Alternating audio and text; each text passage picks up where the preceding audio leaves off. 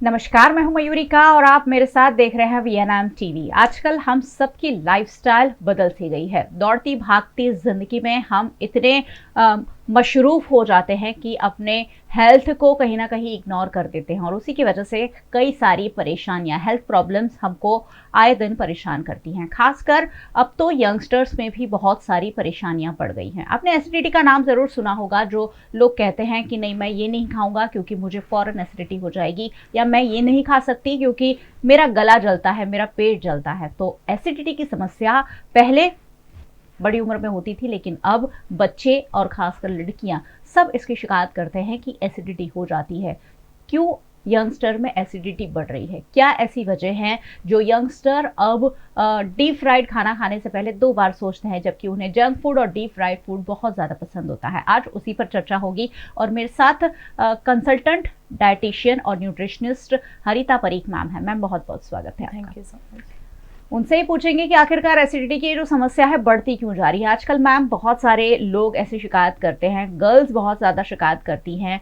क्या वजह है कि एसिडिटी जैसी चीज़ें अब छोटी उम्रों के लोगों को भी हो रही है? मेन थिंग ऐसा नहीं कि सिर्फ गर्ल्स को ही होता है, सबको होता है। और यंगस्टर्स में ये बहुत कॉमनली देखने के लिए मिलता है बिकॉज ऑफ लाइफस्टाइल चेंज हो गया है। स्ट्रेस लेवल बढ़ता जा रहा है, जिसकी वजह से क्या होता है कि स्ट्रेस भी एक बहुत बड़ा इंपॉर्टेंट रोल प्ले करता है। सेकंड थिंग होता है कि लाइफस्टाइल में हम खाने के लिए प्रॉपर टाइम नहीं देते, प्रॉपरली च्यू करके नहीं खाते हैं, फटाफट खा लेते हैं और जो भी खाना अवेलेबल होता है वो खा लेते हैं। और डीप फ्राइड जंक फूड, आप सबको पता है कि अभी की जनरेशन को सिर्फ यही फूड पसंद है, तो वो ज़्यादा मसालेदार चीज़ खाने से भी ये होता है। और मेन ट्रिगर चीज़ यही है कि ज़्यादा मसालेदार खाना खाने से ही होता है। और अभी की क्वालिटी भी बहुत अच्छी होती नहीं है, जिसकी वजह से क्या होता है कि अल्सर हो जाते हैं, ये सब होता है। जी, तो अब क्योंकि हमारा एनवायरनमेंट तो ख़राब हो ही रहा है, फूड भी हम अच्छा नहीं खाते हैं। हम सोचते तो ज़रूर हैं कि हम फ्रूट्स खा रहे हैं, ड्राई फ्रूट्स खा रहे हैं, लेकिन उसमें भी आपको कितना न्यूट्रिशन मिल रहा है, उस पर बहुत बड़ा सवाल है। और जंक फूड और तला हुआ फूड, ये तो बहुत ज़्यादा फेवरेट होता ही है यंगस्टर्स का, और यही वजह है खास कि एसिडिटी की समस्याएं बढ़ रही है। मैम, कौन से फूड ऐसे हैं जो एसिडिटी को प्रमोट करते हैं और वो खाते ही लोगों को ऐसा लगता है कि नहीं, मुझे कुछ हो रहा है? यस, वो क्या होता है कि बाहर का जो स्ट्रीट फूड होता है, लो क्वालिटी स्पाइसेस यूज करते हैं, जिसकी वजह से क्या होता है कि जो हमारे जो इंटेस्टाइन होता है वहाँ पे डिस्टर्बेंस होता है और एसिड प्रोड्यूस होता है। और बेसिकली हमारे बॉडी में स्टमक एसिड रिलीज करता ही है। पर जैसे ही ये ऐसे तला हुआ डीप फ्राइड ज्यादा खाते हैं, मसालेदार ज्यादा खाते हैं, तो बॉडी के अंदर से गैस्ट्रिक एसिड प्रोड्यूस होता है, जिसकी वजह से एसिड रिफ्लक्ट होता है। ओके, तो ये बाहर का जो मसालेदार फूड होता है जिसकी वजह से होता है, बहुत तला हुआ फूड होता है, फ्रिक्वेंटली यूज होता है। हम 1-2 दिन खाए तो चले, पर अभी की जो जनरेशन है हर रोज खाते हैं, पूरे दिन खाते रहते हैं, जिसकी वजह से क्या होता है कि बॉडी नई हैबिट नहीं होता है और ये चीज अभी टॉलरेट नहीं कर पा रहा है। और हो सकता है ओबेसिटी भी एक रिलेट कर सकता है कि जब भी बॉडी के अंदर ओबेसिटी बढ़ जाता है तो फैटी लिवर होता है। फैटी लिवर मतलब लिवर के फैट डिपॉजिट होता है, जिसकी वजह से भी एसिडिटी का इश्यू होता है। अभी की जनरेशन में, बहुत यंग जनरेशन में अल्सर है, फैटी एसिड है, बस होता रहता है। और आजकल की हमारी जो लाइफस्टाइल है उससे स्ट्रेस बहुत हो गया है बच्चों को। डेफिनेटली अभी पढ़ाई में फर्स्ट स्टैंडर्ड से देखो कि कॉलेज तक सभी बच्चों को स्ट्रेस होता ही है। और पेरेंट्स का भी होता है स्ट्रेस, जिसकी वजह से क्या होता है कि स्टडी का ओवरलोड होने की वजह से स्ट्रेस होता है। और स्ट्रेस मेन ट्रिगर होता है एसिडिटी के लिए। अच्छा, सिर्फ एसिडिटी की नहीं, कोई भी डिसीज कंडीशन हो तो उसके अंदर स्ट्रेस सबसे मेन होता है। ओके, तो स्ट्रेस वाला जो फैक्टर है वो बहुत ज़्यादा आपको नुकसान पहुंचा सकता है। आजकल हर व्यक्ति को, आप देखिए, घर में महिलाएं हैं तो उन्हें अलग घर को मेंटेन करने का प्रेशर है, बच्चे जो हैं उन्हें स्कूल के प्रोजेक्ट्स बनाने का, पढ़ाई पूरी करने का, पढ़ाई में बहुत अच्छा करने का, ये सारा प्रेशर है। लेकिन ये जो प्रेशर है वो आप हैंडल नहीं करेंगे तो बीमारियों को न्योता देते हैं। और इसीलिए पहले बड़े लोगों को एसिडिटी होती थी, या फिर जब हम दवाइयाँ खाते थे, ऐसा कुछ खाते थे, तभी एसिडिटी होती थी। लेकिन अब छोटी उम्र के लोगों में भी ये बढ़ गया है। क्या इसकी कोई खास वजह है? मेन चीज चलना बंद हो गया है। बच्चे एक ही जगह पे बैठे रहते हैं, स्कूटर चालू करके जहाँ भी जाना है चले जाते हैं, कोई आउटडोर एक्टिविटी भी नहीं करते और एक ही जगह पे बैठे रहते हैं, पूरे दिन पैकेट्स फूड खाते रहते हैं या जंक फूड, डीप फ्राइड, जिसकी वजह से क्या होता है कि इनडाइजेशन का इश्यू होता है। प्रॉपर हाइड्रेशन लेवल मेंटेन नहीं करते। हाइड्रेशन भी एक मेन चीज होता है कि बॉडी के अंदर हमारा जो पानी हम पीते हैं जिसकी वजह से हमारा एसिड डाइल्यूट होता है जी। और टॉक्सिसिटी फ्लश आउट हो जाता है। तो पानी भी बच्चे कम पीते हैं, कार्बोनेटेड ड्रिंक ज्यादा पीते हैं, अभी एनर्जी ड्रिंक के नाम पे सब लोग पीते रहते हैं, जिससे बॉडी के अंदर एसिड प्रोड्यूस होता जाता है और बॉडी का ऊपर एसिड रिफ्लेक्ट होता रहता है। और ये पहले के जमाने में इतना नहीं था जितना अभी हो गया है।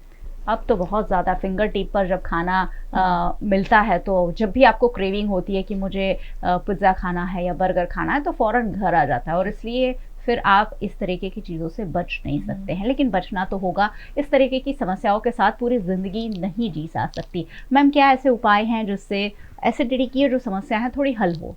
मेन थिंग क्या होता है कि पानी ज़्यादा पीना होता है। मैंने पहले भी बताया, जितना आप पानी ज़्यादा पियोगे उतना टॉक्सिसिटी फ्लश आउट हो जाता है। दूसरा चीज़ होता है थोड़ा थोड़ा करके खाना खाओ, हर 2-3 घंटे पे थोड़ा थोड़ा करके खाओ, जिससे क्या होगा कि बॉडी को डाइजेशन के लिए टाइम मिले, प्रॉपर खाना डाइजेशन हो जाएगा, तो आपको ये एसिड का प्रॉब्लम नहीं होगा। और जो भी खाना खाते हो थोड़ा सा कम ऑयल में प्रिपेयर करके बना सकते हो, और मसाला घर पे जो हो वो ही हेल्दी होता है। तो ये चीज होता है। अगर कॉन्स्टिपेशन भी होता है तो भी एसिडिटी होता है। एसिडिटी के बहुत सारे रीजन होते हैं, क्यों होता है उसका मेन रूट्स फाइंड करना पड़ता है कि किस वजह से होता है। ओके, तो बहुत सारे ऐसे कि मेन थिंग के यंगस्टर होते हैं प्रॉपरली फाइबर लोडेड फूड नहीं खाते, जिसकी वजह से कॉन्स्टिपेशन रहता है। कॉन्स्टिपेशन जो होता है जिसकी वजह से एसिड रिफ्लेक्ट होता है। जी, तो सिर्फ खान पान में बदलाव करना होगा या फिर मेडिसिन लेने पड़ते हैं? हाँ, जैसे खान पान मेन ट्रिगर होता है, आपको एक डायरी बनानी होती है कि मैं क्या खाती हूँ जिससे मुझे एसिडिटी ज्यादा होती है। अच्छा, तो एक पूरा रिकॉर्ड करके मेंटेन करने का, उसके बाद पता चले कि ये फूड मेरी बॉडी को एक्सेप्ट नहीं है, तो वो फूड ट्रिगर है, तो उसको अवॉइड करना चाहिए। हर एक की बॉडी अलग अलग होती है, अलग की बॉडी के हिसाब से होता है। मेडिसिन लेना पड़ता है, पर थोड़ा सा हमारा घरेलू नुस्खा भी होता है, तो जो अप्लाई करने से हो जाता है, पर वो हर एक डिसीज कंडीशन पे हम अलग अलग देते हैं। जैसे प्रेग्नेंट वुमन है तो उसको हर एक मेडिसिन और वो सब नहीं दे सकते। और हमारी फूड प्रॉपर्टी में भी ऐसा है कि जो नेचुरल एंटासिड्स है जिससे मेडिसिन बनती है, तो एंटासिड्स हमारे घर पे भी नेचुरल है ही। अच्छा, तो अगर घर के उपाय हमारे पास मौजूद है, होम रेमेडीज से अगर हम ये समस्या को हल कर सकते हैं, तो वो क्या क्या है, आप जरूर बताइए हमें। मतलब क्या होता है कि अगर आपको डायबिटिक पेशेंट नहीं है तो गुलकंद जो होता है, गुलकंद एक नेचुरल कूलर इफेक्ट देता है। तो जब भी आपको बहुत एसिडिटी होती है, बहुत जलन होता है, तो इंस्टेंट आप गुलकंद और उसके ऊपर एक ठंडा सा दूध पी लो या पानी पी लो, तो जिससे आपके बॉडी के अंदर जो एसिड जो प्रोड्यूस होता है उसको कूलर इफेक्ट मिल जाता है। एक और चीज, तुलसी के पत्ते हर एक के घर पे होते हैं। तुलसी के जो पत्ते होते हैं वो नेचुरल एंटासिड्स होते हैं और एंटीऑक्सीडेंट रिच होते हैं, उसके बहुत सारे सुपर बेनिफिशियल है। तो अगर आपको पता है कि मुझे फ्रीक्वेंटली एसिडिटी होती है, तो हर रोज आप 5 तुलसी के पत्ते खा सकते हो। अच्छा, जिससे नेचुरल एंटासिड्स बॉडी को मिल जाता है। हर एक के घर में ऐसा भी होता है, सौंफ जो सौंफ होता है। हाँ। तो खाना खाने के बाद सौंफ भी आप खा सकते हो। वो चबा चबा के जैसे आप खाओगे तो उससे भी आपके बॉडी का जो एसिड होता है वो नेचुरल हो जाता है। अच्छा, अल्कलाइन फूड एक अनदर थिंग है, जो अल्कलाइन फूड से भी वो सौंफ में होता है। अच्छा, और मैं मेरे बहुत सारे क्लाइंट हैं जो कैंसर पेशेंट्स, और सबको मैं बोलती हूँ कि मॉर्निंग में धनिया, सौंफ और जीरा का पानी उबाल के पियो। अच्छा, जिससे क्या होगा कि बॉडी का एसिड का जो पीएच होता है वो बैलेंस होता है और डाइजेशन इश्यू क्लियर होता है। मेन थिंग मैंने पहले भी बताया कि डाइजेशन से भी होता है जी। तो हर एक में हम ट्राई करते हैं कि कौन से रूट कोज पर वर्क करना है जी। तो आप देखिए, पुराने ज़माने में ये सारी हमारी दादी नानी की सौंफ ज़रूर खाओ खाना खाने के बाद, जीरा खिलाती थी, और जीरे का पानी, सौंफ का पानी, ये सारी चीज़ें अब हम फॉलो नहीं करना चाहते, और इसी की वजह से ये जो परेशानियां हैं बढ़ रही है। वैसे क्या फूड खाना चाहिए ये भी जानना ज़रूरी है। मैम, क्या ऐसा फूड है जो एसिडिटी नहीं करता है और आप डेली बेस पर उसे ले सकते हैं?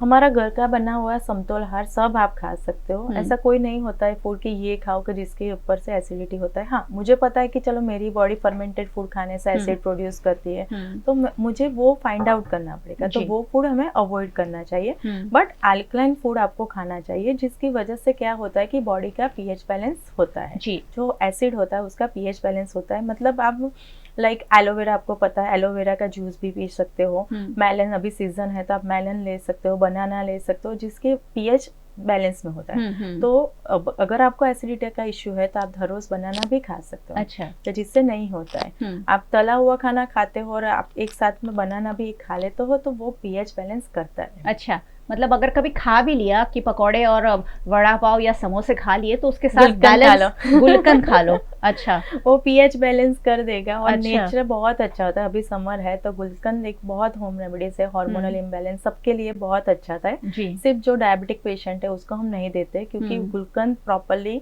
सुगरी फूड बनता राइट है। राइट। चीनी या हनी आप जो भी डाल के बनाओ उससे बनता है, तो वो डायबिटिक पेशेंट को हम नहीं देते। जी। बाकी अगर आपको जब भी लगे कि बहुत एसिडिटी हो गया है, घर पे कोई मेडिसिन नहीं है, तो गुलकंद खा सकते हो। रोज पेटल के अंदर ये प्रॉपर्टी है। अच्छा, तो ये बहुत अच्छा एक नुस्खा है क्योंकि गुलकंद बहुत आसानी से उपलब्ध है। अच्छा गुलकंद खरीदिए और खाइए, क्योंकि उससे आपका शुगर क्रेविंग जो है वो भी कंट्रोल हो जाएगा। आपको मिठाई या ऐसा चॉकलेट वगैरह कुछ खाना नहीं पड़ेगा, कुछ कोल्ड ड्रिंक नहीं पीना पड़ेगा। और शुगर क्रेविंग तो कंट्रोल होता ही है, साथ में एसिडिटी कंट्रोल होती है, क्योंकि बहुत सारी एसिडिटी की जो बीमारी है वो बहुत सारी जगह पर असर डाल सकती है और अन्य बीमारियों को भी न्योता दे सकती है। ऐसे में ये जो बेसिक है, कहा जाता है कि आपका स्वास्थ्य आपके पेट के रास्ते से होकर गुजरता है, तो पेट अगर स्वस्थ है, आपका शरीर स्वस्थ है, तो आपकी लाइफस्टाइल बहुत सही रह सकती है। मैम, एक संदेश हमारे दर्शकों के लिए। हाँ, मतलब आपको अगर खाना है तो खाओ, फूड एंजॉय करो, पर लिमिटेड पोर्शन में आप एंजॉय कर सकते हो।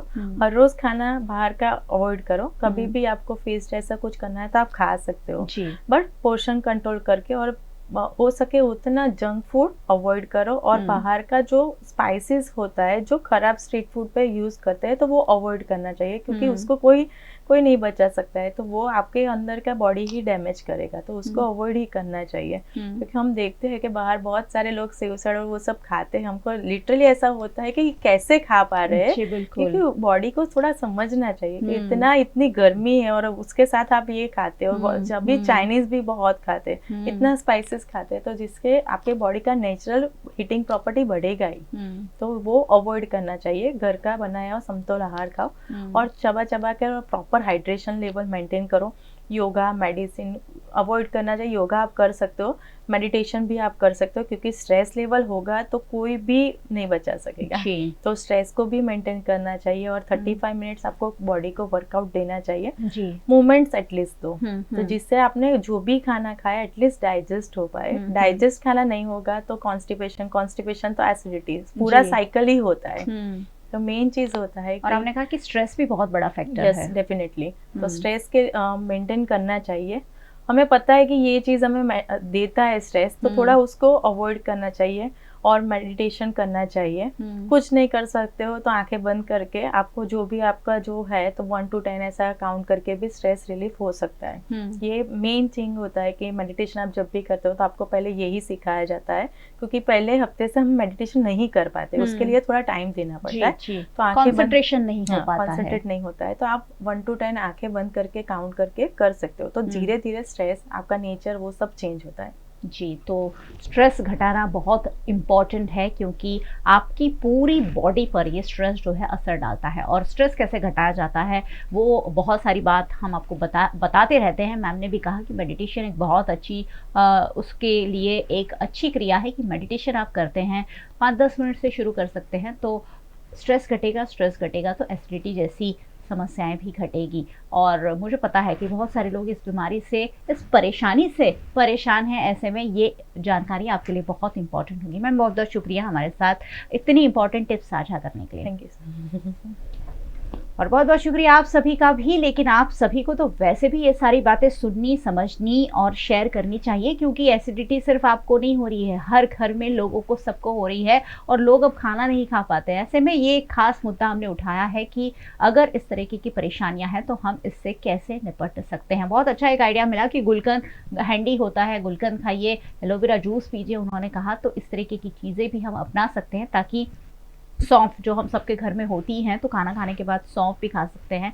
छोटी छोटी चीज़ें हैं जो अगर हम फॉलो करते हैं तो बड़ी परेशानियों से बच सकते हैं। VNM TV इसलिए आपको देखते रहना चाहिए। VNM TV को आप YouTube चैनल पर देख रहे हैं, ज़रूर देखते रहिए। और चैनल पर अगर पहली बार आए हैं तो बिना सब्सक्राइब कीजिए, बिल्कुल मत जाइएगा, क्योंकि यहाँ उन्हीं बातों पर चर्चा होती है जो आपके लिए जानना ज़रूरी है। आप हमें फेसबुक पर देख रहे हैं, शेयर कर लीजिए, क्योंकि ये समस्या हर किसी को सता सकती है। ऐसे में आपके फ्रेंड्स को, आपके रिश्तेदारों को भी इस इम्पॉर्टेंट टिप्स का लाभ मिल सके। आप हमें OTT प्लेटफॉर्म्स पर देख रहे हैं, डेली हंट, वोडाफोन टीवी, जियो टीवी और जियो टीवी फाइबर 498 नंबर के चैनल पर VNM टीवी को 24 घंटे लगातार देखा जा सकता है। देखते रहिए VNM, जुड़े रहिए VNM के साथ। नमस्कार।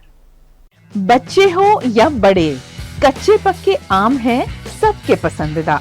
फलों के राजा आम का भरपूर लुत्फ उठाने वडोदरा की होटल पाम प्रीमियम में special mango mania food festival 23 मई से 1 जून तक, जहां एक्सपर्ट शेफ बनाएंगे कच्चे पक्के आम की डिलीशियस डिशेस।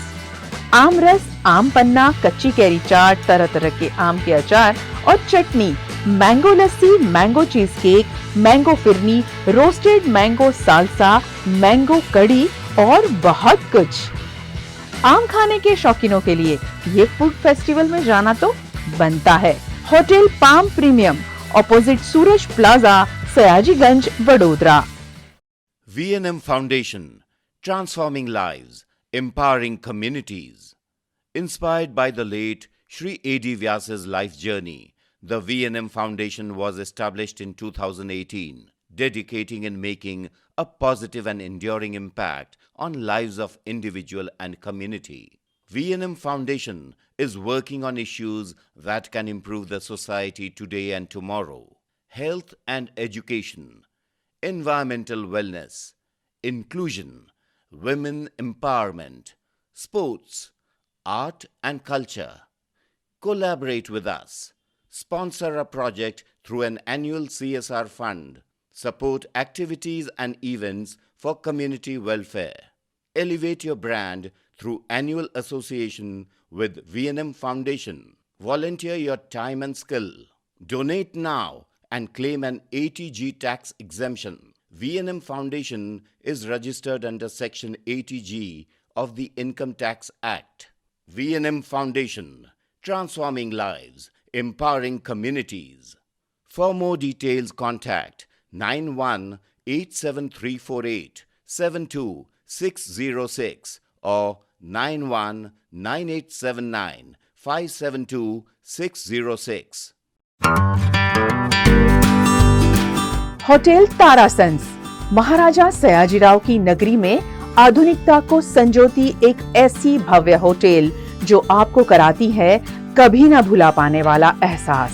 तारास किचन के डाइनिंग में आपको मिलता है अलग अलग क्यूजिन्स का delicious pure veg taste. Taras country cafe में फ्रेंड्स और फैमिली के साथ बिताए पल आपको करते हैं तरोताजा।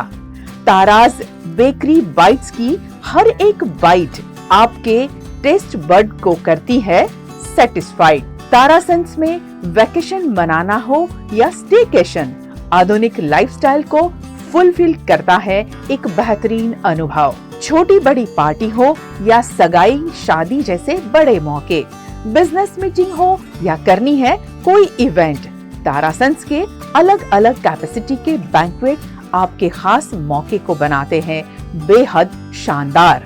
Hotel Tarasons, behind Yash complex, Geri road, near Sundaram Nagar, Gotri road, Vadodara. Is this the new RUV? Yes, it's the BG RUV 350. First time in India. With 16-inch alloy wheels, a hyperdrive motor for tough roads, and all-metal sturdy body, BG Electric presents India's first RUV. Himanshu Sales Corporation, your trusted destination for top quality consumer electronics since 1994.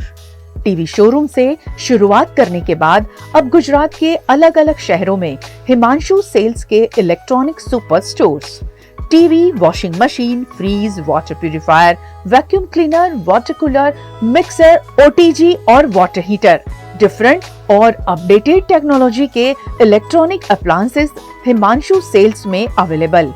इस दिवाली अपने घर को नए electronic appliances से सजाने visit करें Himanshu sales corporation.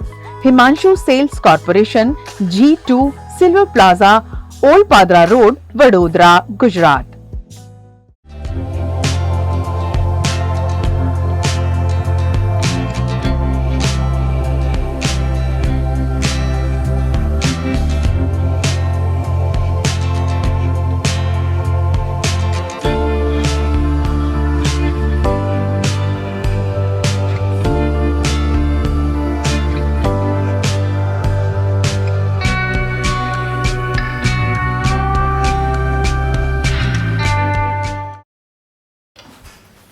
ठीक से साफ करो, ऊपर ऊपर से नहीं।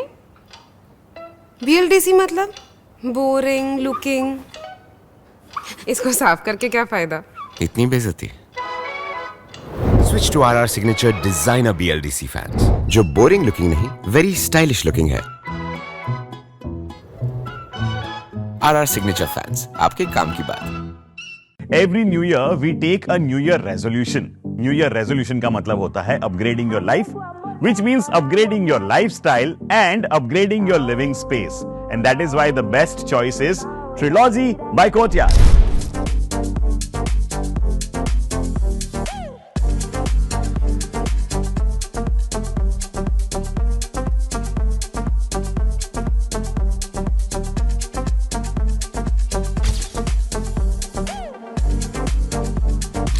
Trilogy by Courtyard. Finest architecture, world-class amenities, and a great space to live. Come check it out. Paneri embroidery अब नए रंग रूप में। आप पानेरी पहुंचे हैं तो मानो आपकी सारी शॉपिंग हो सकेगी एक ही जगह पर। पानेरी में festive collection, casual collection, nightwear, innerwear के साथ अब ज्वेलरी, कई ब्रांड के कॉस्मेटिक्स, पर्स, परफ्यूम और बहुत कुछ। बच्चों से लेकर बड़ों के लिए बेहद खूबसूरत हर कलेक्शन। ट्रेडिशनल ड्रेस चाहिए या स्टाइलिश, पानेरी में सब कुछ वन स्टॉप वन डेस्टिनेशन। खुद के लिए खरीदना हो या दूसरों को गिफ्ट करना हो, पानेरी है सबसे best. Must visit Paneri embroidery, 10 Akota stadium road, Rajnagar society, Akota, Vadodara.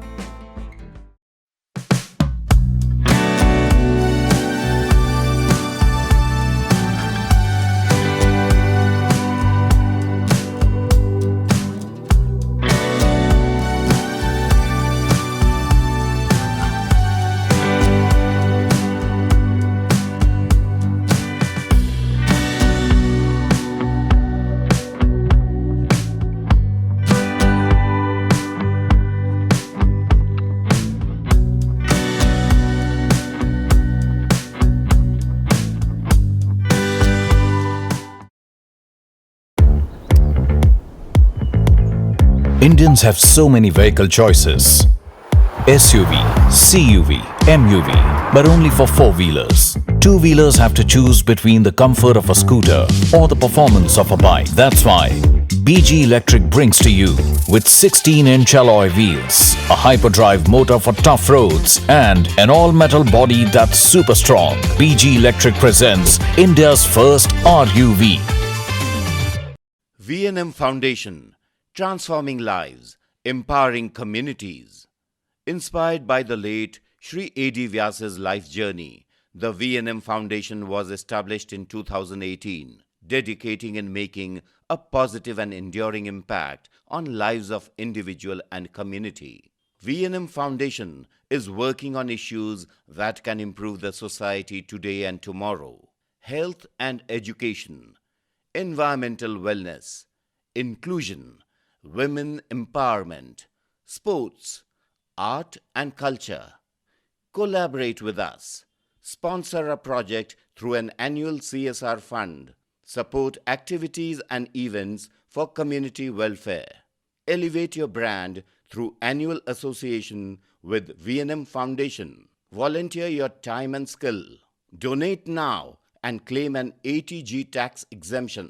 V&M Foundation is registered under Section 80G of the Income Tax Act.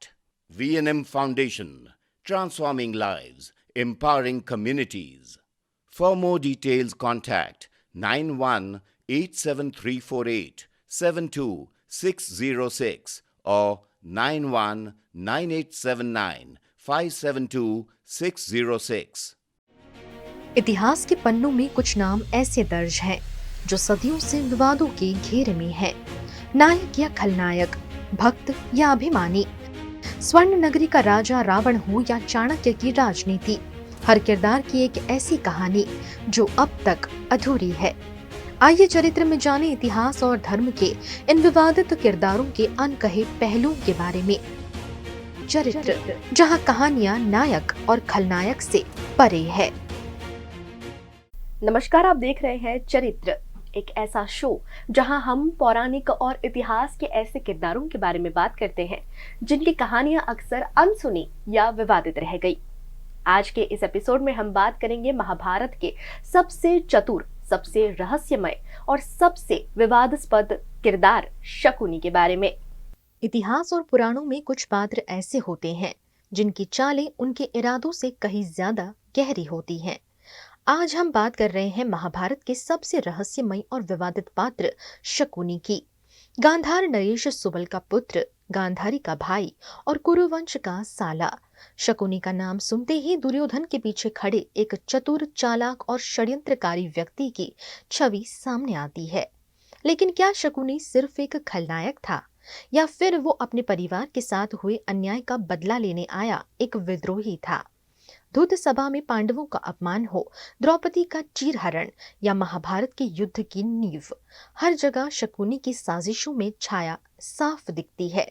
इसीलिए उसे महाभारत का मास्टरमाइंड भी कहा जाता है। आइए आज के चरित्र में जानते हैं शकुनी की असली कहानी, उसके इरादे और वो कारण जो उसे इतिहास का सबसे विवादित पात्र बनाते हैं।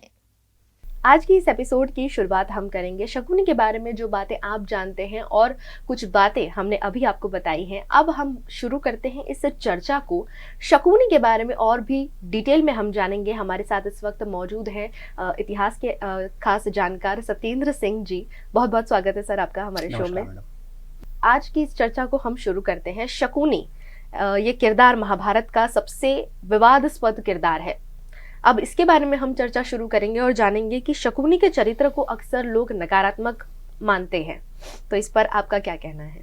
पूरा अगर महाभारत को हम देख लें तो लोग बोलते हैं कि द्रौपदी की वजह से महाभारत हुआ जी, लेकिन ये बहुत कम लोगों को मालूम है कि द्रौपदी तो सिर्फ एक फेज थी महाभारत का। जो पूरा महाभारत का जो रचना हुआ ना, वो शकुनी के द्वारा किया गया रचना। और पूरे महाभारत में अगर कोई सबसे बड़ा दिमाग वाला था तो वो शकुनी था। शकुनी के सामने आप देखिए, दो ही लोग थे सामने उनके शकुनी के उस समय। एक तो विदुर जी थे और एक स्वयं भगवान श्री कृष्ण थे। तो भगवान श्री कृष्ण को तो आप छोड़ ही दीजिए, तो ईश्वर तुमको सब पता है, आने वाला कल, पीछे बीते वाला सब उनको पता होता है जी। लेकिन शकुनी क्या थे कि अगर दिमाग में कोई टक्कर किसी को दे रहे थे पूरे महाभारत में, विदुर को या फिर भगवान श्री कृष्ण को, तो शकुनी थे। इमेजिन कीजिए अगर महाभारत का युद्ध कौरव जीत गए होते तो आज लोग भगवान कृष्ण की पूजा नहीं करते, शकुनी की पूजा करते हैं। बिल्कुल। तो शकुनी एक बहुत बड़ा कैरेक्टर रहा है, विवादास्पद कैरेक्टर है, वो महाभारत के नेगेटिव कैरेक्टर है, लेकिन वो हैं, उनके बिना महाभारत की कल्पना असंभव है जी। शकुनी के बदला लेने का जो उद्देश्य था वो सिर्फ गांधार के अपमान का प्रतिशोध था या कोई और वजह भी थी उसके पीछे? देखिए, शकुनी गांधार राज्य जो वर्तमान में अफगानिस्तान है ना, आज के गांधार उस समय का गांधार था। ओके। तो एक स्मॉल सा राज्य था। और हुआ यूं कि भीष्म पितामह जो थे अपने पौत्र के लिए शादी के लिए बेसिकली लड़की ढूंढ रहे थे। और गांधारी उस समय की सबसे खूबसूरत लड़की थी। अच्छा। महाभारत में उसका उल्लेख भी है। वो फिर गांधार पहुंच गए ढूंढते ढूंढते। अब वहां गए तो लोगों को मालूम तो था ही कि वो आ रहे हैं, पितामह आ रहे हैं यहाँ पे विवाह का प्रस्ताव लेकर के। अब चूंकि गांधार की इतनी हैसियत नहीं थी कि उनके प्रस्ताव को नकारे। अच्छा। क्योंकि कुरुवंश बहुत बड़ा वो था और पितामह का की शक्ति सब लोग परिचित थे। तो न चाहते हुए भी गांधार को उस विवाह के लिए हाँ बोलना पड़ा। और एक तरह से जबरदस्ती ही समझ लीजिए उसको, कि जबरदस्ती में उनका धृतराष्ट्र का और गांधारी का विवाह कराया गया। अब इस विवाह से शकुनी जो थे काफ़ी नाखुश थे, एकदम मतलब नाराज थे वो। भाई उनकी बहन इतनी रूपवती होने के बाद एक अंधे से शादी करे, किसी को मंजूर नहीं होगा। बिल्कुल। तो इस वजह से बहुत वो नाराज हो गए। लेकिन ठीक है, विरोध कर नहीं सकते थे, उनका राज्य दांव पे लगा हुआ था। तो वो शादी हुई। उसके बाद हुआ क्या कि पितामह जब इस शादी के कुछ साल बाद एक महाभारत में एक चर्चा आती है कि गांधारी जो थी वो मांगलिक थी। अच्छा। तो अपने हिंदू रीति रिवाज में क्या होता है कि जब मांगलिक कोई होता है तो उनकी मैरिज जो है पहले, चूंकि वो मांगलिक होने का कुप्रभाव उनके हस्बैंड पे सीधे ना पड़े, इसलिए उनकी शादी पहले किसी पेड़ से, बकरे से, नारियल से करवा दिया था। और उसके बाद उसका वो बलि दे दी जाती थी। तो गांधारी की शादी सबसे पहले धृतराष्ट्र से होने से पहले एक बकरे से करा दी गई थी और बाद में उस बकरे की बलि दे दी गई थी। अच्छा। तो जब ये बात पितामह को मालूम चली तो ये हुआ कि फिर तो गांधारी एक विधवा हो गई। शादी के बाद उनके बकरे का था उसको उसकी बलि दे गई थी। और चूंकि नाराजगी इसलिए बढ़ गई भीष्म पितामह में कि ये बात हमको शादी के पहले क्यों नहीं बताई गई। अच्छा। हमको वाया वाया मालूम चला। तो चूंकि एक शक्तिशाली राज्य, उसके पूरा प्रबंधन पितामह के हाथों में, तो एक ईगो भी रहता है थोड़ा सा उस समय। तो हमको पहले क्यों नहीं बताया गया ये बात। हम मना नहीं करते, हम एक्सेप्ट करते, लेकिन हमको पहले बात ये आपको बतानी चाहिए थी। बहुत नाराज हुए पितामह जी। ये बात फिर धृतराष्ट्र को मालूम चली, वो और नाराज हुए कि ये तो धोखा हुआ हमारे साथ, मतलब कुरु वंश के साथ धोखा हुआ, ऐसा उसका उनका सोचना था बेसिकली। तो अब क्या हुआ कि पितामह ने बोला कि भाई, सोचा मन में बेसिकली कि इनको इसका दंड तो देना पड़ेगा, क्योंकि शादी भी हो गई थी तो संबंधी भी थे, तो खुलेआम तो दंड उनको दे सकते थे। तो कुरु वालों ने क्या किया, गांधार राज को आमंत्रित किया कि भाई आप लोग हमारे यहाँ आइए और हम आप लोगों का स्वागत सत्कार करना चाहते हैं। तो ठीक है भाई, और बोले कि पूरे परिवार के साथ आइएगा, कोई बचना नहीं चाहिए आपके उस महल में, राजमहल में जो मतलब परिवार के लोग हैं सबको लेके आप आइए, वहाँ यहाँ हस्तिनापुर आइए। सब लोग आए हस्तिनापुर। तो सबका कुछ खाने वाने को इंतजाम वगैरह था नहीं, तो ये लोग सोचे कि शायद जो है हमसे पूछ करके क्या खाना है क्या पीना है वो शायद मंगवाया जाए स्वागत में हम लोगों के। लेकिन इन लोगों का तो कुछ और ही था सोचना। तो जैसे ही वो लोग आए तो बेसिकली तुरंत जो है इन लोगों को कैद कर लिया गया। शकुनी के साथ पूरे उसके परिवार को काल कोठरी में कैद कर दिया गया। अब जब कैद कर दिया गया और बड़ा सबको सरप्राइज हुआ, शकुनी को भी, ये ऐसा कैसे हो गया, हम लोग तो कुछ किए भी नहीं। लेकिन अब कैद तो कैद हो गए। और क्या किया और उसके बाद उन लोगों ने कि सिर्फ एक आदमी का खाना, 15, 18, 20 लोगों के परिवार में सिर्फ एक आदमी का खाना उसको दिया जाता था काल कोठरी में। अब क्या हुआ कि अब वो किसी का पेट न भरे तो धीरे धीरे सब लोग मरना शुरू हुए उसमें से। आज एक लोग मरे, कल दूसरे लोग मरे, कल तीसरे लोग मरे। तो फिर जेल के अंदर ही परिवार वालों ने एक मीटिंग की कि भाई तो पूरा हमारा खानदान खत्म हो जाएगा इस तरह से, तो जो इन लोगों की चाल है, तो अब क्या किया जाए। तो डिसाइड ये हुआ कि सब लोग तो मर तो रहे हैं, सबको मरना है, तो क्यों ना किसी एक को जिंदा रखा जाए। तो पूरे परिवार ने मीटिंग की और डिसाइड हुआ कि शकुनी सबसे छोटा बेटा है तो उसी को जिंदा रखा जाए, और ताकि वो जा करके एटलीस्ट अपने वंश को आगे बढ़ा सके, हमारे राज्य को संभाल सके। तब उनके मन में बदला देना कोई वो नहीं था। तो अब सब लोगों ने खाना छोड़ दिया।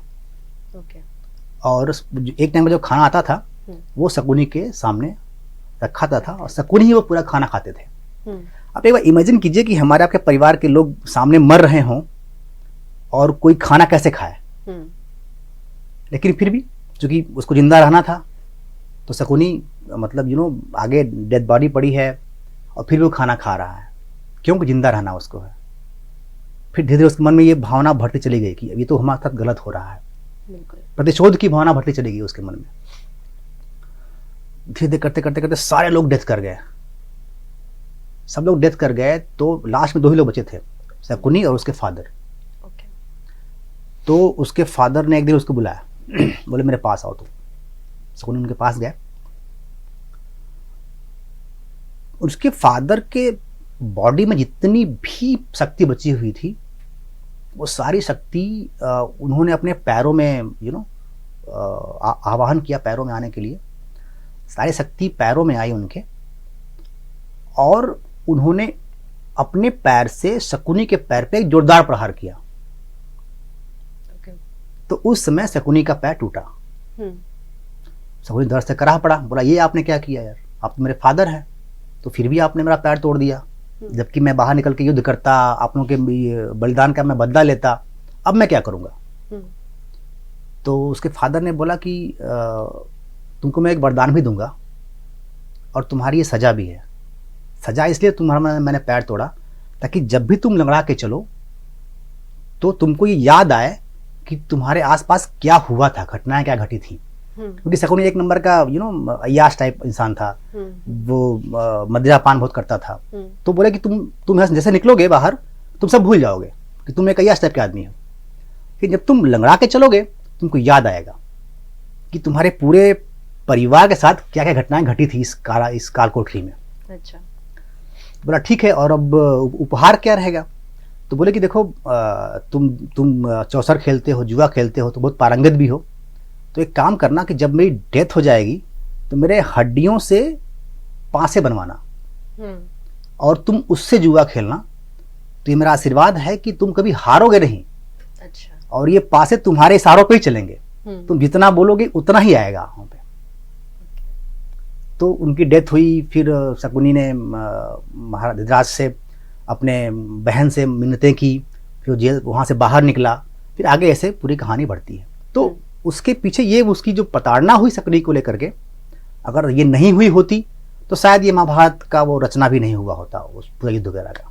महाभारत के बारे में कई लोग जानते हैं, लेकिन आज का समय ऐसा है कि किसी के पास में कोई वक्त नहीं है इन सब चीज़ों को डिटेल में जानने का, और इसीलिए आज हम ये चर्चा भी कर रहे हैं और इस चर्चा को और भी आगे बढ़ाते हैं। जैसा इन्होंने कहा कि रणनीति क्यों शुरू हुई, अब हम जानेंगे कि शकुनी को ध्रुत रणनीतिकार कहा जाता था, जैसा आपने कहा। तो क्या आप मानते हैं कि उनकी रणनीतियां उस समय के राजनीतिक माहौल का हिस्सा थी? देखिए इसको कह सकते हैं, क्योंकि देखिए ये महाभारत ऐसा महाग्रंथ है ना कि सारी कड़ियां जुड़ी हुई हैं एक दूसरे से। अच्छा। आपको एक को समझने के लिए बहुत पास्ट में जाना पड़ता है। जैसे महाभारत का युद्ध वो 18 दिन का युद्ध नहीं था महाभारत का, वो 18 दिन का युद्ध तो सिर्फ क्लाइमेक्स था, उसका समाप्ति की तरफ था। वो युद्ध तो पूरे काफी वर्षों तक प्लान हुआ। और उस राजनीतिक माहौल में शकुनी ने, जब वो कारागार में थे शकुनी, तभी उन्होंने निश्चय कर लिया था, अपने फादर के साथ उन्होंने वचन दिया था कि भाई अब जब मैं निकलूंगा तो मैं भूलूंगा नहीं, और पूरे कुरुवंश को मैं बदला तो लूंगा इसका। अब चूंकि शासक इतने बलवान तो थे नहीं कि वो युद्ध करके जीत लें कुरुवंश को, तो इसलिए उन्होंने एक चाल चली कि अब हमको रणनीतिक रूप से जो है इसको खत्म करना है, आपस में इनको लड़ा के जैसे भी हो खत्म करना है। अच्छा, शकुनी कौरव और पांडव दोनों से बराबर का ही नफरत करते थे। अच्छा। क्योंकि उनको पूरे कुरुवंश से ही नफरत थी, चाहे वो पांडव हो या कौरव हो। तो कोई भी हारता कोई भी जीतता, उद्देश्य शकुनी का ही पूरा होना था, उसमें बदला उनका ही पूरा होना था। लेकिन वो कौरवों के प्रति ज्यादा वो मतलब रुष्ट थे, क्योंकि डायरेक्ट डिस्टेंस में थे कौरवों से। उनकी बहन की शादी हुई थी, इसीलिए उन्होंने फिर धृतराष्ट्र को साफ टारगेट बनाया, उसके कान भरने शुरू किए, और फिर गांधारी के कान भरने शुरू किए, धृतराष्ट्र के कान भरने शुरू किए। तमाम चीजों को उन्होंने रणनीतिक रूप से सेट किया, हर एक गोटी उन्हें सेट बैठाई। और उनको काटने वाले आप सोचिए कि स्वयं भगवान श्री कृष्ण थे। भगवान श्री कृष्ण ने कितना प्रयत्न किया कि महाभारत का युद्ध ना हो। एंड ऑफ द डे वो 5 गांव तक पे आ गए, भाई हमको नहीं चाहिए पूरा राज्य, आप सब ले जाओ, सिर्फ 5 गांव दे दो। वो शकुनी ही था जिसकी वजह से दुर्योधन नहीं माना 5 गांव देने के लिए। अच्छा। अगर वो 5 गांव दे दिया होता तो युद्ध नहीं होता, लेकिन वो शकुनी ही था कि उसने 5 गांव नहीं दिया और युद्ध तक ले गया और युद्ध करवाया और सबका विनाश करवा के माना। तो एक कुशल रणनीतिकार तो उसको हम कहेंगे, लेकिन तरीके और भी थे, उनका तरीका वाजिब तरीका नहीं था। इसको हम जस्टिफाई नहीं कर सकते, क्योंकि उनका तरीका वाजिब तरीका था। और भी तरीके थे, महाभारत में कई बार उल्लेख हुआ है कि भाई युद्ध जितना हो सके टाला जाना चाहिए, बट शकुनी ने उसको उसमें प्रयास नहीं किया। उसने ये प्रयास किया कि युद्ध होना ही चाहिए, अपरिहार्य है युद्ध होना। अच्छा, ऐसे में क्या ये इस बात का प्रतीक है कि जब भी परिवार या राजनीति में जब भावनाओं का संतुलन बिगड़ता है तो किस तरह का परिणाम हमारे सामने आ सकता है? क्या ये इस बात का प्रतीक है? बिल्कुल। देखिए, परिवार में और राजनीति में, परिवार में तो भावनाएं ठीक हैं, लेकिन जब राजनीति में भावनाएं आती हैं तो उसका अच्छा परिणाम भी होता है और बुरा परिणाम भी होता है। और डिपेंड करता है कि कौन भावनाएं जो साथ भावनाएं जुड़ी हुई हैं वो व्यक्ति कैसा है बेसिकली। अब शकुनी की भावनाएं कुरुवंश के विनाश के साथ जुड़ी हुई थी। एक तो उसकी बहन की शादी गलत तरीके से हो गई, दूसरा उसके परिवार उसकी आंखों के सामने तरफ के दम तोड़ा, सारे परिवार के उसके जो सदस्य थे। तो एक प्रकांड उसके अंदर क्रोध तो था ही। और जब end of the day Mahabharat का युद्ध हुआ, तो जब उसका जब युद्ध हो रहा था उसमें सहदेव के साथ। तो उसने सहदेव को बोला था कि भाई हमारा तो काम पूरा हो गया है, अब मैं जीऊँ या मरूँ हमसे तो मतलब है नहीं, और मेरा मरना ही उचित है, क्योंकि इतना मैंने कुकर्म किए हैं कि अब मैं जैसे कि उसको लेके मैं कैसे जिंदा रहूँगा। उसने वो माना था कि भाई हमने बहुत गलत काम किए हैं महाभारत में। तो इसलिए वो बोला कि हमको मरना ही हमारा एकमात्र उद्देश्य है, बिना हम जिंदा रहेंगे तो हम जी ही नहीं पाएंगे। क्योंकि महाभारत के देखिए ना, उसमें कितने लोग मरे। अब एक आदमी के प्रतिशोध की वजह से करोड़ों लोगों की बलि चढ़ी महाभारत में। जो सैनिक थे, जो सारथी थे, युद्ध थे, घोड़े थे, हाथी थे, सब लोग मरे उसमें। जिनका गुनाह था भी, जिनका नहीं भी था, वो भी लोग मरे। तो ये बहुत बड़ा एक बर्डन है किसी के सर के ऊपर कि मेरी वजह से भाई किसी की डेथ हो जाए। और वहां तो एक सामूहिक नरसंहार उसको बोल सकते हैं, लोगों का हुआ था। युद्ध में लोगों की वीरगति को मिली थी, लोग मरे थे।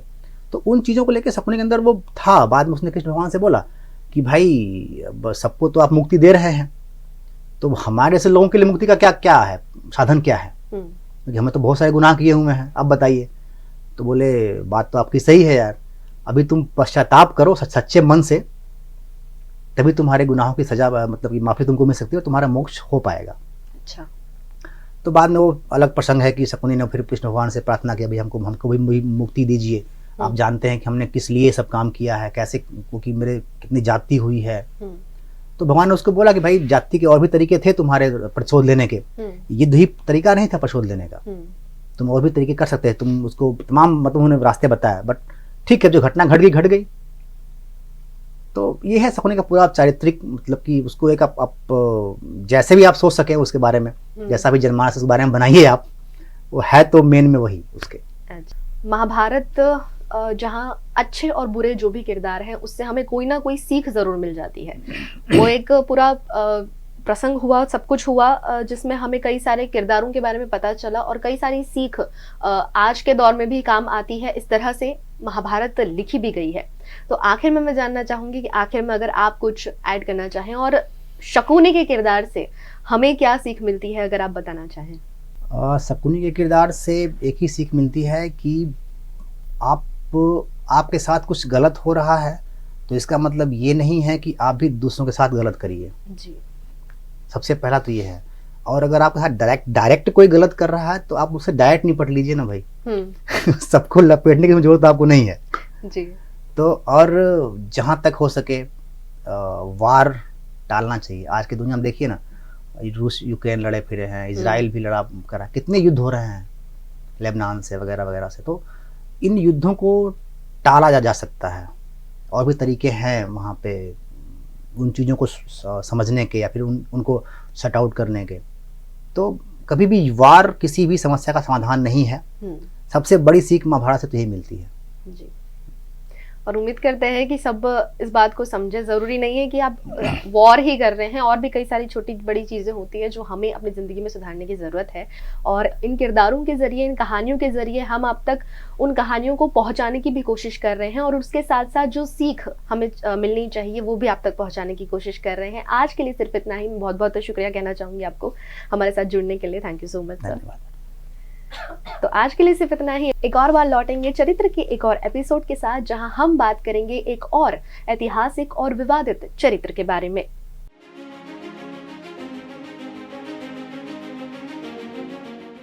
बच्चे हो या बड़े, कच्चे पक्के आम हैं सबके पसंदीदा।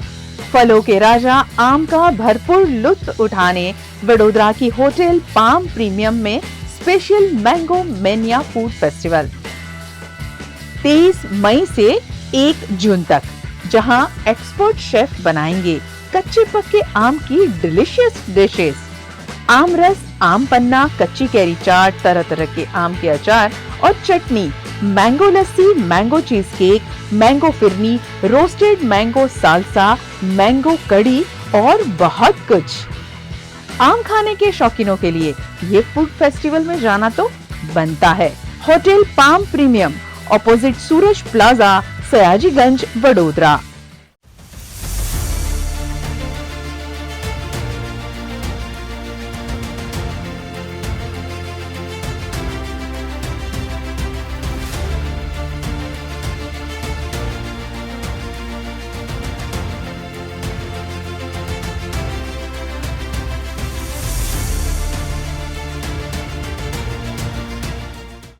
वडोदरा शहर गुजरात की सांस्कृतिक नगरी, जिसे हम सब स्मार्ट सिटी के नाम से भी जानते हैं, जहां विकास के बड़े बड़े दावे किए जाते हैं। हर साल विकास के नाम पे लाखों करोड़ों रुपए खर्च कर दिए जाते हैं। ये वो शहर है जहां एक तरफ मेट्रो ट्रेन, बुलेट ट्रेन जैसे सुनहरे सपने दिखाए जाते हैं, वहीं दूसरी तरफ अगर हम देखें तो एक साधारण बस सेवा को संभालने में यहाँ की प्रशासन नाकाम नजर आती है।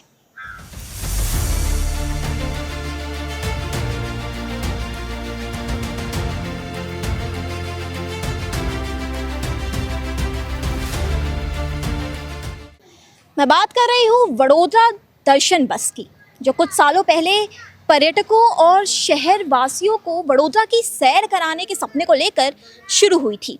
लेकिन अब इस बस की हालत कुछ ऐसी है कि वो कमाटी बाग के एक सुनसान कोने में धूल खाती खंडर में तब्दील हो चुकी है।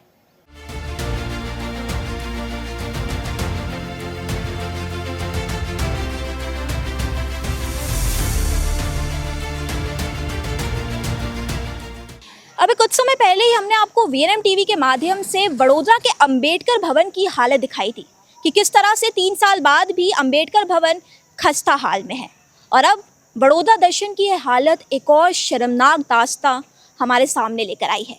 तो चलिए अब आपको दर्शन करवाते हैं वडोदरा दर्शन बस की।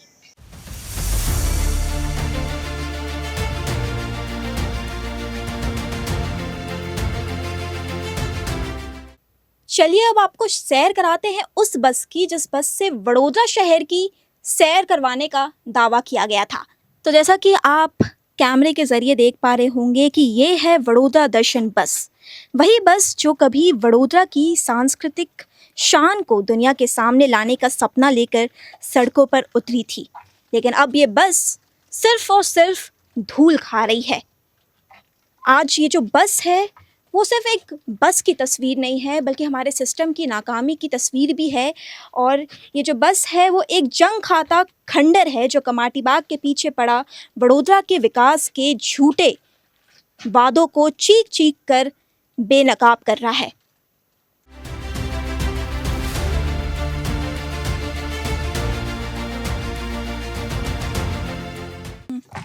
दरअसल इस बस की शुरुआत पूर्व सांसद रंजनबेन भट्ट के सांसद कोटे से मिले अनुदान के जरिए साल 2015-16 में शुरू हुई थी। इसका उद्देश्य था कि वडोदरा में आने वाले पर्यटक और स्थानीय नागरिक इस एसी बस के जरिए शहर के प्रमुख पर्यटन स्थलों का आसानी से भ्रमण कर सके। इस बस को वडोदरा नगर निगम को भेंट स्वरूप सौंपा गया था। साथ ही इसकी रखरखाव की जिम्मेदारी भी निगम को दी गई थी। लेकिन अब जैसा कि आप ये हालत देख पा रहे हैं इस बस की, यहाँ पर एलईडी टीवी भी लगाया गया है और इसका भी कुछ अता पता नहीं है। इतने पैसे खर्च करके सारी सुविधाएं इस बस में दी गई है, स्पीकर भी है, टीवी भी है, लेकिन ये बस खंडर में तब्दील हो चुकी है। यहाँ पे जैसे कि आप देख पा रहे होंगे कि रेडियो तक यहाँ पे उपलब्ध है, मतलब सारी चीज़ें लाकर रखी भी गई है। क्योंकि कुछ समय तक ये बस सड़कों पर नज़र भी आई थी, लेकिन फिर से ये जो योजना थी वो ठप हो गई।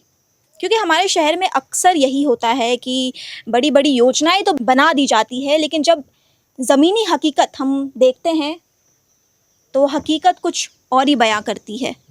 आप देख पा रहे होंगे कि फर्स्ट एड बॉक्स भी यहाँ पर दिया गया है। इस बात में बिल्कुल शक नहीं है कि बस का डिज़ाइन बहुत अच्छे से किया गया है, सारी सुविधाएं हैं। अगर मतलब पर्यटक इस बस में बैठकर वडोदरा की सैर करते तो काफ़ी ज़्यादा आनंद उन्हें भी आता, क्योंकि टीवी भी है, रेडियो भी है, इमरजेंसी के लिए फर्स्ट एड किट भी है। लेकिन दुर्भाग्यवश ये कहते हुए मुझे बेहद शर्म महसूस हो रहा है कि ये बस अब एक कोने में धूल खा रही है।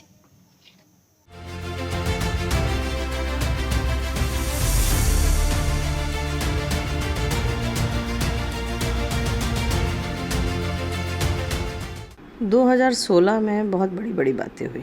स्टैच्यू ऑफ यूनिटी की वजह से अभी वडोदरा में बहुत सारे टूरिस्ट आएंगे। उसी के मद्देनज़र रख के करोड़ों की ज़मीन पीपीपी पे अतापी की दी गई। सफारी पार्क बनाने का प्लानिंग हुआ, टूरिस्ट सेंटर बना, टूरिस्ट इन्फॉर्मेशन सेंटर बना 4.5 करोड़ का, उसकी कंपाउंड वॉल 1.5 करोड़ की बनाई। सांसद ने अपने ग्रांट में से टूरिस्ट बस भी दी। ये सब प्लानिंग होने के बाद ना कभी टूरिस्ट गाइड की कभी रिक्रूटमेंट ही नहीं हुई। जो टूरिस्ट इन्फॉर्मेशन सेंटर बना था उसमें कभी कोई स्टाफ एम्प्लॉय नहीं किया गया, तो बस तो चलना मुश्किल था क्योंकि स्टाफ नहीं था। उसके 1 साल बाद जब बुलेट ट्रेन का प्रोजेक्ट आया तो उन्होंने टूरिस्ट इन्फॉर्मेशन सेंटर डिमोलिश कर दिया। मतलब वो शुरू होने से पहले ही उसको डिमोलिश कर दिया। टूरिस्ट गाइड आज भी नहीं है, तो बस का यूज़ होना तो मतलब पॉसिबल ही नहीं था। तो बस अब पड़े बस भी सड़ गई है, तो ना टूरिस्ट ऑफिस है, ना टूरिस्ट ऑफिसर है, ना गाइड है, ना बस है। तो वडोदरा को टूरिज़्म में किस दिशा में कॉरपोरेशन ले जाना चाह रही है तो समझ में नहीं आ रहा। जो हेरिटेज स्ट्रक्चर्स है उसकी भी हालत ख़राब है, 4 दरवाज़ा नहीं संभाल पा रहे, बाकी हेरिटेज स्ट्रक्चर की तो बात ही छोड़ो। तो टूरिस्ट के नाम पे सिर्फ करोड़ों रुपए के खर्च हुए। एक्चुअल बेनिफिट वडोदरा में कोई ना एज अ सिटी टूरिस्ट को हुआ और वडोदरा में ना टूरिज़्म बढ़ा, सिर्फ पैसे वेस्ट हुए और उसमें बहुत सारा भ्रष्टाचार हुआ। और आपके विचार से अगर ये बस फैसिलिटी शुरू होती है तो यहाँ के जो निवासी हैं, शहरवासी हैं और जो बाहर से पर्यटक आते हैं उनके लिए कैसे फ़ायदेमंद होगा? अगर एक प्लान टूरिस्ट रूट हो जिसमें सुबह से लेके वडोदरा दर्शन कर सके, यहाँ से लेके अतापी तक, अगर वो टूरिस्ट बस में टूरिस्ट जाते हैं या हम किसी के यहाँ मेहमान आए या वेकेशन में बच्चे यूज़ करते हैं तो definitely it's a very good thing. Statue of unity के लिए अगर भी कोई यहाँ पर आता है अट्रैक्ट होके तो it's a very good thing and a welcome thing. पर 2016 से जो सारा इंफ्रास्ट्रक्चर बना था उसी को मेंटेन नहीं कर पाए, तो फिर से यह खर्चा करके सिर्फ उसमें भ्रष्टाचार करना हो तो I am against it. Otherwise उसको जेन्युइनली अगर शुरू कर रहे हैं तो अच्छी बात है।